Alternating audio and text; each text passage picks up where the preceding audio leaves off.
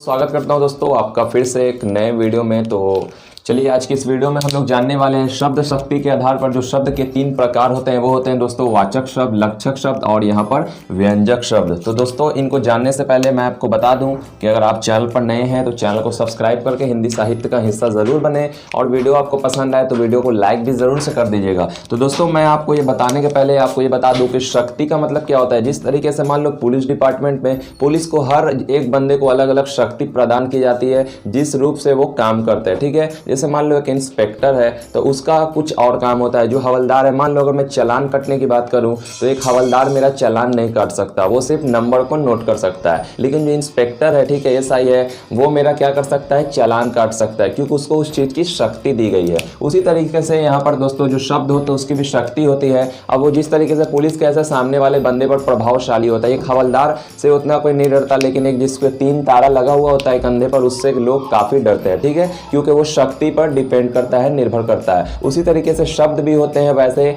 जो मतलब शक्ति के आधार पर ही प्रभावित करते हैं किसी को, ठीक है। तो उसी आधार पर यहाँ पर शब्द को 3 भागों में बांटा गया, वाचक शब्द, लक्षक शब्द और यहाँ पर व्यंजक शब्द, ठीक है। तो आइए वाचक शब्द के बारे में पहले जान लेते हैं। तो वाचक शब्द आखिरकार क्या होते हैं, तो मुख्य अर्थ बताने वाले शब्द को वाचक अर्थ कहते हैं, ठीक है, वाचक कहते हैं, ठीक है। वाचक शब्द की जो शक्ति का नाम है वो है दोस्तों अभिधा। जिस तरीके से मैंने बताया ना कि जो नंबर नोट करता है वो हवलदार का काम होता है, तो उसको वहां पर क्या शक्ति मिला, हवलदार वाला। उसी तरीके से यहाँ पर अभिधा, ठीक है। शब्द में अभिधा केवल एक अर्थ का बोध कराती है। जैसे मैंने यहाँ पर 2 शब्दों को यहाँ पर लिया है, पहला मैंने लिया गाय, दूसरा लिया सूरज। तो गाय, अगर मैं गाय कहूँ तो यहाँ पर एक शब्द का बोध करा रहा है, क्या, एक पशु विशेष। मैंने यहाँ पर जानवर की नहीं बात की, ठीक है, मैंने यहाँ पर गाय की बात की, इसीलिए ये व्यक्तिवाचक संज्ञा हो गया। अगर मैं जानवर की बात करता तो वो वहां पर जातिवाचक संज्ञा हो जाता, ठीक है। तो यहाँ पर मैंने गाय लिया, गाय का मतलब एक पशु विशेष। उसके बाद मैंने यहाँ पर सूरज शब्द लिया, ठीक है। सूरज शब्द में सूरज का अर्थ क्या होता है, आकाश में प्रकाश करने वाला एक तारा, ठीक है। यहाँ पर याद करने वाली जो बात है वो क्या है, वाचक शब्द की शक्ति को क्या कहते हैं, तो भाई उसको हम लोग यहाँ पर क्या कह देते हैं, अभिधा कह देते हैं। ये आपको याद रखने वाली चीज है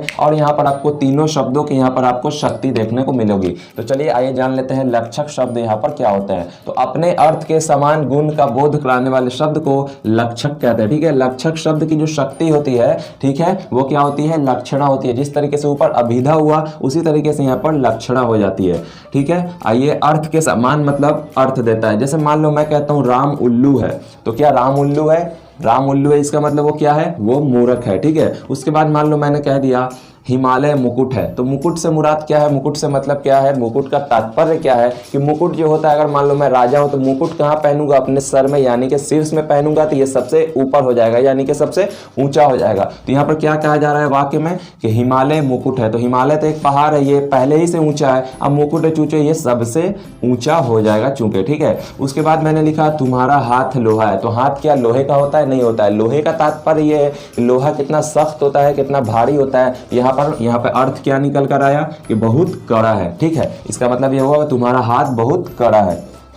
उसके बाद आइए जान लेते हैं यहाँ पर व्यंजक शब्द के बारे में। तो संकेत से अर्थ बताने वाले शब्दों को व्यंजक शब्द कहते हैं, ठीक है। संकेत से अर्थ बताने वाले यानी कि एक हम संकेत देंगे और उसमें काफी सारे अर्थ निकल कर आएंगे, ठीक है। इसकी जो शब्द शक्ति है वो क्या है दोस्तों, यहाँ पर व्यंजना इसको कह देते हैं, ठीक है। ये तो ऑब्जेक्टिव में पूछे जाने वाली क्वेश्चन है, ठीक है। और उसके बाद ये लक्षक, यहाँ पर जो 3 मैंने बताया, वाचक शब्द का जो शक्ति है वो है दोस्तों अभिधा, लक्षक का हो गया लक्षणा और उसके बाद व्यंजक का हो गया व्यंजना। तो ये तीनों याद रखने वाली चीज है जिसको आप याद रखेंगे और अपने एग्जामिनेशन में इसको टिक आउट जरूर से करेंगे अगर ये क्वेश्चन आती है तो देखिए यहाँ पर मैंने क्या लिखा कि शब्द से अर्थ बताने वाले, संकेत से अर्थ बताने वाले शब्दों को व्यंजक शब्द कहते हैं। इसकी शब्द शक्ति व्यंजना है। ये शब्द का अर्थ ना बताकर उद्देश्य या तात्पर्य बताती है। जैसे आपने एक वाक्य जरूर सुना होगा कि भाई शब्दों को छोड़ो भावनाओं को पकड़ो, बस हूबहू यहाँ पर भी वही हो रहा है। जैसे कि मान लो संध्या हो गई, ठीक है, मेरे पिताजी ने कहा, ठीक है, मैं यहाँ पे लिख देता हूँ, ये कौन कह रहा है, पिताजी।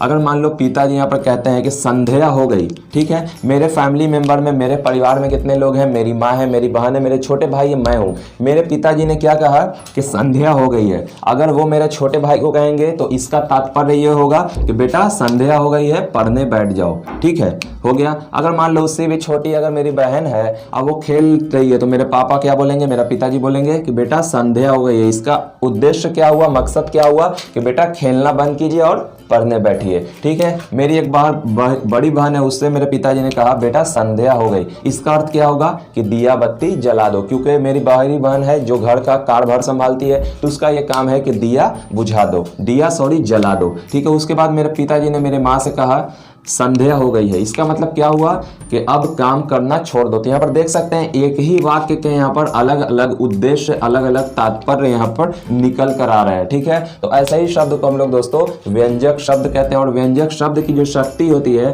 वो होती है व्यंजना। तो मैं उम्मीद करता हूँ, आशा करता हूँ कि ये वीडियो आपको काफ़ी पसंद आई होगी। तो वीडियो पसंद आई है तो वीडियो को तो लाइक कर ही दीजिएगा, और अभी तक चैनल को सब्सक्राइब नहीं किया तो चैनल को सब्सक्राइब करें और हिंदी साहित्य का हिस्सा बने।